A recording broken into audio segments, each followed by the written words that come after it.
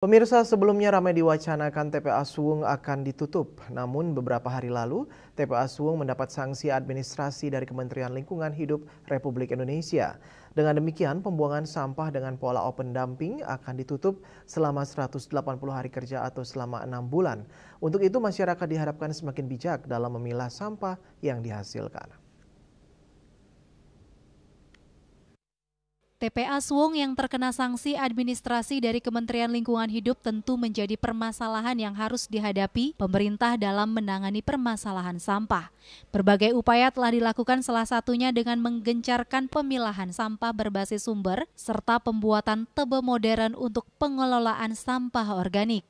Khususnya di wilayah Desa Adat Denpasar, Bendesa Adat Denpasar, Ana Agung Ngurah Alit Wirakusuma mengatakan pengelolaan sampah di Desa Adat Denpasar telah diatur dalam awik-awik. Selain mengajak masyarakat untuk aktif memilah sampah, pihaknya tengah mengupayakan tempat untuk pengelolaan sampah khususnya di Desa Adat Denpasar, mengingat saat ini Desa Adat Denpasar masih mendata aset yang dapat digunakan sebagai tempat pengolahan sampah. Nah, berkaitan dengan tersebut, di tiang Pinaka Bendesa akan mengupayakan berkaitan dengan tempat. Untuk saat ini masih menata berkaitan dengan aset pura desa yang mudah-mudahan Presiden atau tidak memberikan tempat untuk pengelolaannya. Nah, berkaitan dengan sampah tersebut, tiang artinya regulasi dari surat edaran SEKI dari Perda dari wali kota maupun perwali wali kota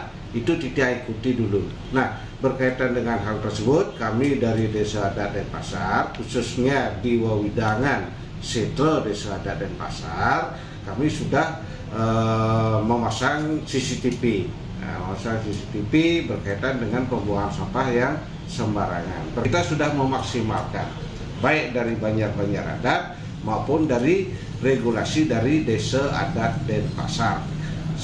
Untuk saat ini kami masih mendata berkaitan dengan aset. Mudah-mudahan kami bisa memberikan peluang atau memberikan kontribusi kepada pemerintah Kota Denpasar berkaitan dengan sampah. Terkait ditutupnya TPA Suwung, pihaknya terus meningkatkan pengelolaan sampah dengan mengajak masyarakat untuk lebih bijak dalam pemilahan sampah.